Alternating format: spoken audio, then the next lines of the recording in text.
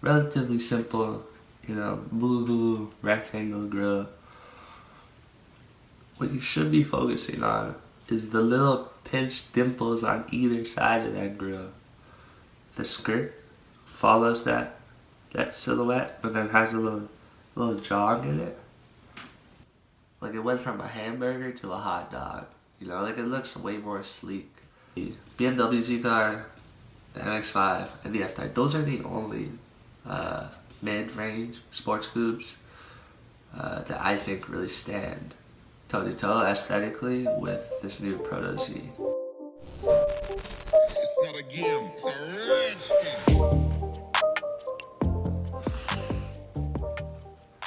Alright, Matt Green. Today we're talking about the Nissan Proto Z. So I've always been a fan of Z cars. 300 ZX, the original 280s, the 350s, and the 370s somewhat. The 240 SX is not really in the same vein. It's a 4-cylinder, and I think it was actually originally created as like a commuter car, but right now I think it carries, obviously some of the same characteristics functionally and aesthetically as the same period Zs, which makes sense. They're both sport coupes of the 90s. But today, recently in 2020, Nissan released the latest installment of the Z car lineage, the Proto Z. And today I just wanted to talk about why I think that car is going to be special relative to the Z33 and the Z34. So yeah, let's get into it. Sorry, I should say, I want to talk about why the new Proto Z aesthetically is going to be special relative to the Z33 and the Z34. The reason I like to focus on aesthetics and exterior design specifically is because you can go anywhere, outside or on the internet, and you can get like a good idea, like a perfect idea of what the car looks and feels like from the outside, but it's harder to get an interior feel without actually getting in the cars or owning one, so I think for now at least I'll focus on the exterior, and that's also just like what I'm mostly interested in, that kind of like what is it, visceral like reaction when you see a car that you really love, or a car that you really love the way it looks at least. So to me that's what I'm interested in, so I figure why not talk about it. So yeah, today let's talk about the new Nissan Proto Z. So I have a few ideas why I think the Proto Z works so well aesthetically, and one of them actually kind of conflicts with what people are mostly complaining about with the car. I think that a lot of great things always, like, at least like to me, interesting things have like a balance of like conservative, expected, traditional appeal mixed with a little dash, a little hint of progressive, out of the box, kind of abrasive, polarizing accents, right? And I'm not the best cook in the world, but it's similar to cooking where you have like, you could have like a potato, something as simple as a potato, and then the spices that you can't always see is what like makes that potato really nice. But you could also just have like a regular potato, but it wouldn't be as interesting. I feel like more people would like the regular potato than the one with the spices. The one with the spices would be more polarizing. But I'll probably go to try that one with the spices every time, at least once. So that's what I think the Proto Z is. It's like very polarizing, but in a good way, because it has very like standard elements of beauty in its design, and I think the formula and the way they achieve that. But there are also like very key things and loud things on the car, one or two, that really like, I feel like not obviously but subtly pushes it in that progressive direction. Okay, so reason number one of why I think the Nissan Proto Z works so well aesthetically is that it appears light on its feet.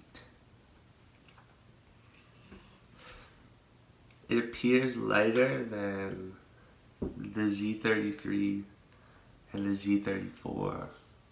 So I think I've heard murmurs of like this new Proto Z being based on the Z34 platform, which is like not that big a deal to me because I always kind of like, I love looking at the Z34. Like, I appreciate it for what it is, but for some reason, I actually think I know the reasons, it just like appears kind of chunky, you know, from like a lot of angles. It just, I know it's like a relatively small car, like when you stand beside it, but when you just see pictures or you see it on the road from like a little bit of distance, it's just like a little round. It's like somebody's like dragging a really pretty garbage bag behind them, you know. And I think it really has to do with that like rear end, the rounded off one. So I think that what the Proto Z does differently, and the Z33 had a bit of that too. I'm not sure where I gotta research that. I'm curious where they got that from. But the Proto Z does nicely here is that there's a couple things. They got rid of that like chunky bubble butt, you know, which I mean, like design wise, I think is like pretty unique and clever. I like how that like stands out on its own, but I also like the Proto Z for how they go back to those like original Z 240 SX like hatchback, like I'm talking 89 to 93 hatchback, the 300 ZX. I like how they go back to those roots where it's like you get the nice like fastbacky roof line, the sloped roof line all the way to the back edge where the taillights meet up, and then it's just a flat cut, right? And there's no like, and this is gonna be a recurring theme of what I'm talking about. There's no like outwardly fancy stuff, you know. There's no really like flowing surfaces. There's no like crazy like intersecting bits or extreme like accents and edges and belt lines. I feel like what the Proto Z does well is like it's relatively simple when you look at it, but when you look closer, the subtleties are what make it really nice. But why the Proto Z looks so light on its feet, I think, is one, it seems like that's where the industry has been going in the last like 5 or 6 years. And I think aesthetically it just looks a little more athletic, like a sports car should, you know. It's meant to like hustle and kind of, you know, zip from whatever turn 1 to turn 2 to turn 3, or just like, zoom down the street by you. And when you see it, it should, when something speeds, it kind of stretches out. And it blurs out, but it looks like it gets longer. And because of that, appears to get shorter. So I think number one was them getting rid of the bubble butt and bringing back that 90s cutoff back end, which is, I drive a S13, I'm building my second S13, and that's one thing I really love about that car is the silhouette where it goes long and then it cuts off at the back. But I think the second thing that makes it look a little lighter, a little more athletic, is the floating roof that it's not really, it's almost like an invisible roof where the body color is one thing and then the roof is just black. So it kind of blends in with the glass. It kind of, if you were to see it driving by, it would almost like blend in with the background a little. So really what you're focused on is that like horizontal stretch of, like that horizontal sculpture, I guess, from the bottom of the greenhouse to the rocker, from the front to the back, right? So I think those are a couple things. And then the last thing for me why I think it looks so athletic and a little bit lighter this time around is, and I really like this because I feel like they brought this back from, I'm not sure if the Z cars actually had it, but the 240s had these Koki or Kuki, I'm not sure the details, but they were in the S13s and some of the S14 240SX, where the skirts had these, like, at either end of the rocker they would start at a lower height, and then at some point they would have within the skirt this pinch up into the frame. And then the back, I can't exactly remember, but the front had a bit of that too, where it goes from either side of the front bumper. It starts at a certain height, and then in the middle it pinches up, right? So what that does is like it kind of squishes it. It gives this appearance of like the car being pinched. On the Proto Z, for example, you have the same thing right underneath the B pillar. Yeah, right underneath the B pillar at the rocker. And then I like at the back how the way the C pillars come down, if you look at the car from the back, kind of mirrors the way the rear bumper appears to get pinched up. So when you look at it, it looks like somebody's squeezing the rear end a little bit or pulling it. It gives it more of like a speedy feel, more dynamic. But again, also like lighter feel, because a lot of the parts that you would normally see on the car are still there, but they're just blacked out. Like the roof, like the bottom side of the bumper, even where the skirt is pinched, all of that is still there, but it's blacked out so you can't see it. So the car, even though it's maybe based on the Z34 platform, they've done a few things there to really make it look different, yes, but also like lighter and more athletic. I feel like we could go back and we could look at the Mustang, the latest generation Mustang compared to the last. Same thing with the Camaro.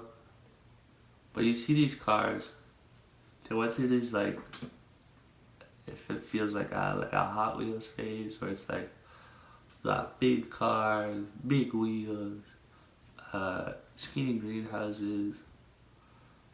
Whereas now it feels like they've dialed it back a bit, where the cars are still getting bigger, right? But they appear smaller and lighter, and I think that's what Proto Z has done well here. Okay. Reason number 2 why I think the new Proto Z works so well relative to the Z34 and the Z33. Before I talked about a relatively simple design with subtle progressive design cues. And I think about what makes a timeless design, right? Like how do you predict a timeless vehicle design before you get 10 or 20 or 30 years down the line, right? Like right now we're 30 years out from when the S13 was released. And I think you still see a lot of cars moving back towards the fastback sloped roof design, where you look at the Kia Stinger, the Audi A7 has been there for a while, but I feel like more and more cars that were more like sedan-y before had like a clear distinction between the engine bay, the cabin, and the trunk space, now are kind of like blending that trunk and cabin space. So I feel like the timeless design thing is where you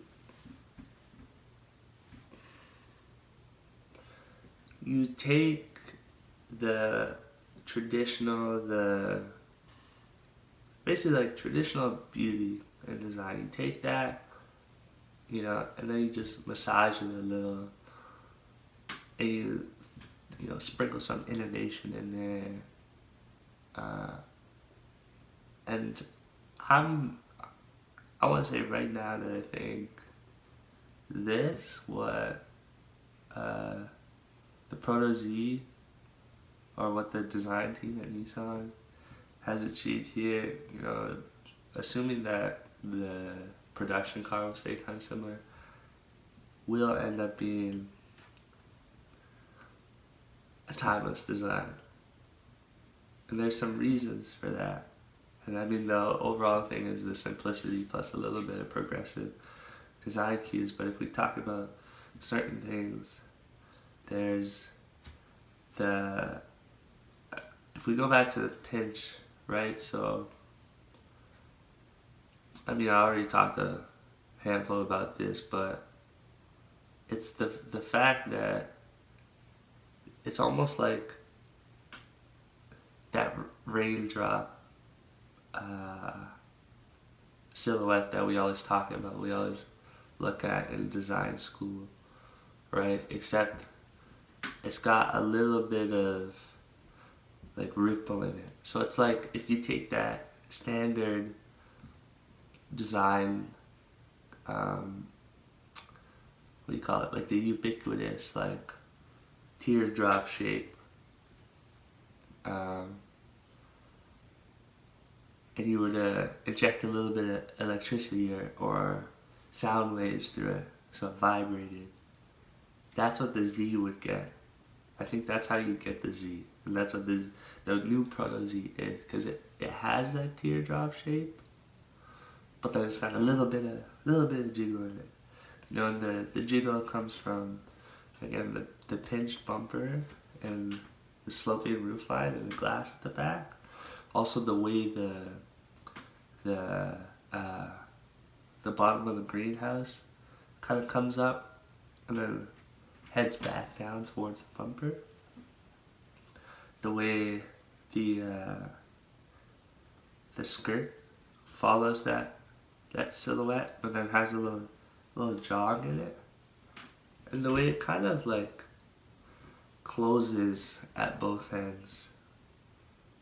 Like even a typical raindrop, obviously, if it's falling. It'll have like a nice rounded surface at the front, but the the Proto Z has a little bit of that pinch on both sides.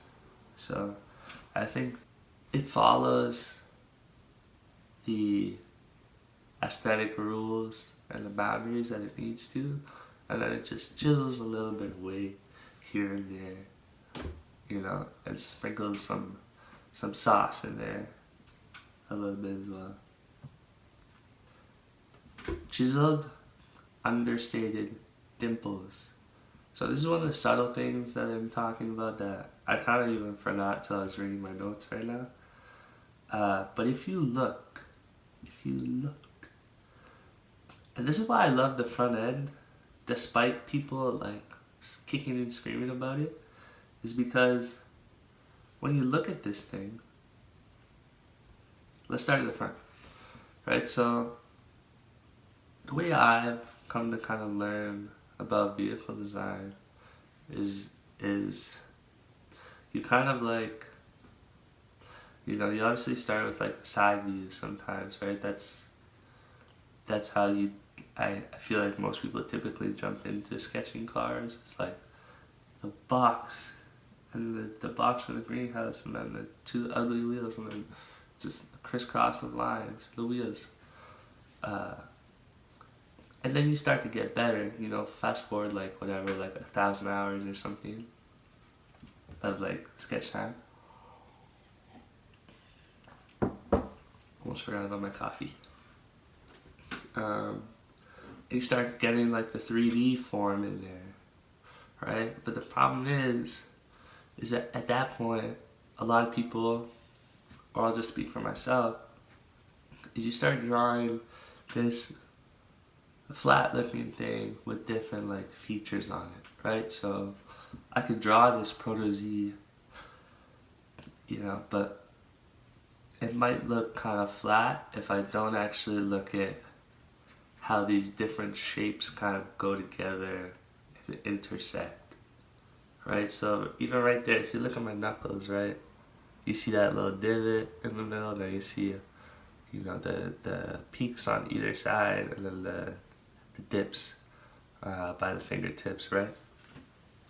So, but from when you're drawing at an early age, you might focus on some angle like this and drawing the actual details of the fingers. You know, you'll get the fingers, but you won't necessarily convey the intersections and the dips and the peaks and the valleys, right? Of if you were to understand the forms that were intersecting. So I think what I'm trying to say for point number 2, why I think the Proto Z works so well aesthetically is this these chiseled understated dimples.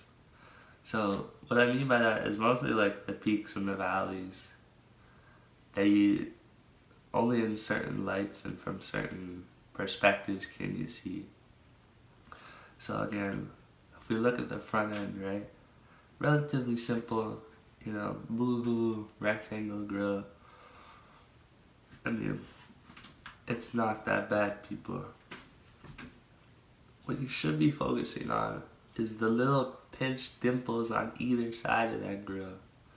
The way the bumper kind of like goes in a little from the bottom. It looks like where your intersection of the lips would be at the bottom, right above the lip there. The way that horizontally goes and then has that vertical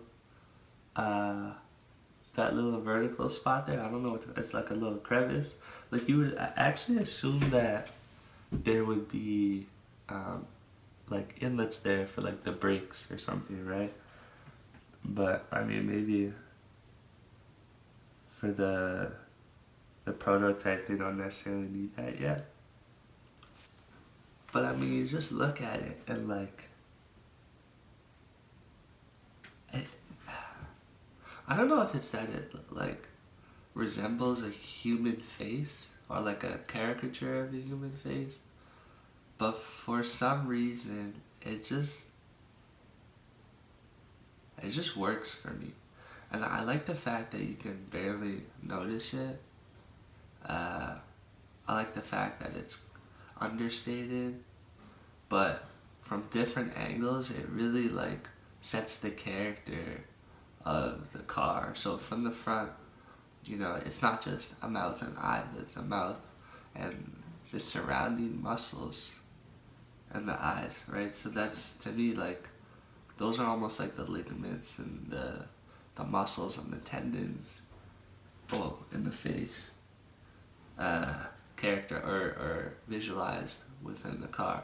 And I mean, those vertical spots also like serve as like neat little spots, because from certain angles you'll see that it actually like cuts off the what you would see from on the opposite side. It like abruptly ends it, right? So again, from different angles, like it accents different features of the car better. So if we look at the side of the front, so from the side of the front, it looks like a completely different facial expression, which I find like super interesting. It's like you get the slope downwards, and then the slope up from the lip, and then you can clearly see where the grill is like angled in, and then just about a foot or maybe 10 inches in, there's that vertical highlight, right? So it's like you don't actually see that vertical highlight from the front. What you see is the shadow that it creates within the dimples, like towards the mouth, right? But from the side, you don't actually see the mouth. You just see this nice like geometric highlight, which actually I'm noticing now like complements the straight cuts of the front, but also the back like tail light cut, and then the very back of the tail light also, because it swoops around a bit. So I mean, again, some of those subtle things, if we talk about the dimples going back now, I talked about the pinch in the side skirt, but what I didn't mention that's actually kind of amplified the impact, the visual impact, or the effect of the pinch is the little, let's call it, stretched dimple above the rocker, above that pinch. I mean, typically in cars, I think you'll see that they have a little like doorstep lip thing. I'm not sure if it's for structural rigidity or like aesthetic balance, but most cars will have some kind of like highlight and subsequent shadow just above the rocker. So this isn't that surprising, but what I like about it is that it carries a similar aesthetic from the dimples in the front, and a similar like visual impact in the way that the cheek dimples complement the eyes and the grill. The side dimple complements the pinch and the jog in the greenhouse, the bottom of the greenhouse, right? So it doesn't just look like, going back to the way you'll sketch like early on, it doesn't look like an accent of the rocker and then accent or a graphic of the greenhouse. What it looks like is somebody reached in there and squished it. And when you squish it, what happens is the metal in between gets pinched, right? It's like if you were to grab like a stress ball or something, and then you squish it, and you start seeing the little ripples form in the middle of the stress ball between your fingers. That's what the Z looks like in a subtle way. Less of a squish, more of a nice pinch. You know, so um, that's the way I look at this and why I think visually it works so well. It's like, it's not just like one, it doesn't look like a bunch of like cool intersecting like forms and muscles and tendons, which I mean, those are cool in its own right. Like I'm thinking like, you know, the new Lexus ES or the Lexus UX has like a different, instead of like pinching, it's almost like they blew it up like a puffer fish. Or, you know, BMW typically does like a lot of like really nice like intersecting forms and stuff with their cars. But what I think lacks in those designs is like an ability for somebody to look at it and understand how they relate to each other. Whereas like this Proto Z is kind of like, okay, you can see how those like face dimples are a form reaction, let's call it, of that ridiculous, in a good way, grill that they put on the front. And the side dimple is a form reaction of them pinching the side skirt up and maybe giving the appearance of the bottom of the greenhouse being pinched downward because of that invisible roof line. So I think that has to do with the simplicity, and again, I think that's part of why this car works so well, is the traditional and simple beauty complemented by these like subtle progressive accents, in my opinion. So my third reason was why this car works so well is like the overall like pinched profile and the way that it kind of looks like it went from a hamburger to a hot dog.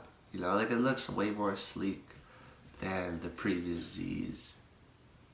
The Z34 at least, and the Z33 look. But I realized that I talked a lot about that for, I said it in a different way, with the lighter weight look, the simple and subtle design cues, the timeless design. I think saying that the entire car kind of looks like a little pinched is just a different way of saying that. So I won't get into that too much, but it should be said again that I think if I think about why I like it so much, and the simple sense is literally just the like more athletic stance or appeal that it carries, from the reasons I just stated. So aesthetically, oh shit, almost went overboard. Look at this.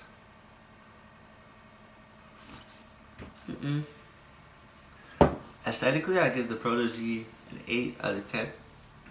And again, aesthetically, because I haven't sat in it, I haven't driven it, can't really tell you what it feels like or how it performs. And for me, the aesthetics, the exterior, that visceral feel you get is like what's most important anyways. But for me, aesthetically, I give it an 8 out of 10. Honestly, no lost points for the face. No lost points for the odd shapes of the headlights and the... Actually, that's one thing I didn't talk about is the headlights. Again, and the taillights, simple. Like, not outrageous. Kind of retro, but also clearly like modern and progressive in their design. It's like, excuse me. what do you call it? They did a great job of carrying the cues in the 90s and the 80s, and I guess the 70s somewhat, and the headlights and the face, straight through and creating a modern or futuristic representation, near futuristic representation. So, no lost points for the face. I think it's very appropriate, in the aesthetic callbacks of previous Zs.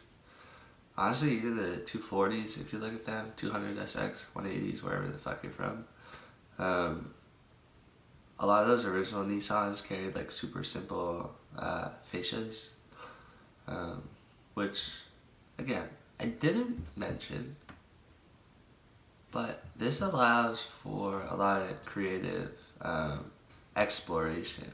And all the Zs, all the 240s, or the S chassis, even all of Nissan's like R, GTR chassis have been huge platforms for aftermarket modification, right? And it's partly because of the I would say price to like joint units ratio, like the fun you get out of the car relative to how much it costs, the performant ability of like the motors and the chassis, but also the aesthetic. So I hope that the Proto Z aesthetic is like mostly carried through to the production version, because it shouldn't be that expensive. It's got a manual transmission, so you got the price, you got the functionality, hopefully the motor's alright. If not, I'm sure people will figure out what to do, like find ways around it. And you clearly have the aesthetic. So you kind of have that same formula for like a super popular tuner car, for lack of a better word, right? So I think the aesthetic like makes sense despite the funky and polarizing effect it's had. I think if we look at the new Z relative to mid-range sports cars, I have a list here, or sports coupes. Look at the new Supra. I mean, I guess that's higher range. The 8.6 or the FRS and BRZ, C7, Corvette, Camaro, Mustang, 2 Series, a little bit more expensive, MX-5, Civic, F-Type even. If we look at those, like, aesthetically, for me, I guess you could throw the new Z, the BMW Z car in there too. For me, aesthetically, like, only the new MX-5, the new Z, Z4, or Z Coupe, whatever it's called, and the F-Type. Only those, and even the F-Type is like kind of dated, but it carries some of that similar, like, whatever, teardrop formula to it. I'm actually really excited for what the updated, like, fully revamped design will look like. But the BMW Z car, the MX-5, and the F-Type, those are the only mid-range sports coupes that I think really stand toe-to-toe aesthetically with this new Proto Z. If we open it up to the broader market, more expensive cars, automatically my brain goes to the Aston, the new DB11, Vantage.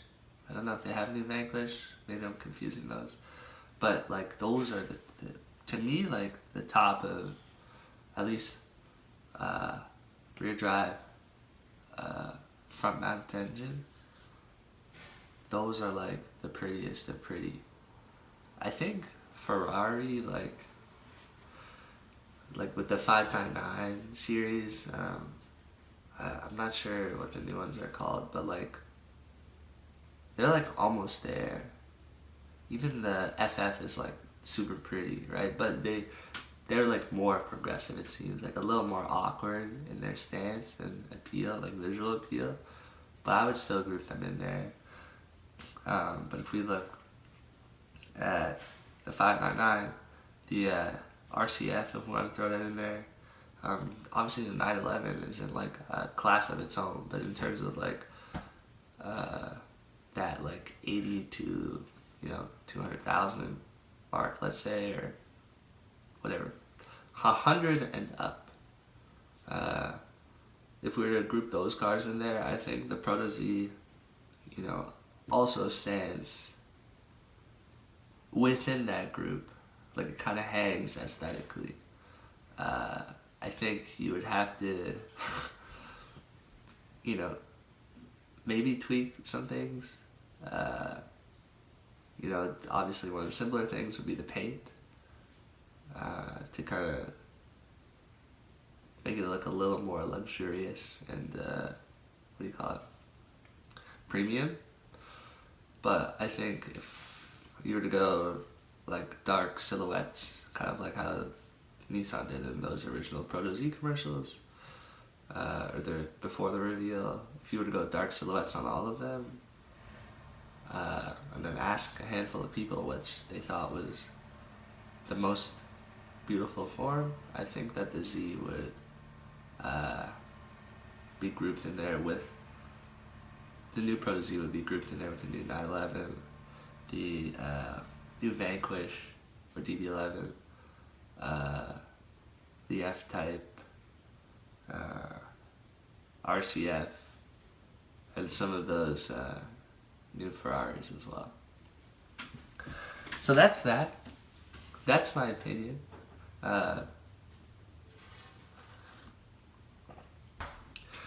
Again, my name is Nakareen, and I have opinions on how cars look.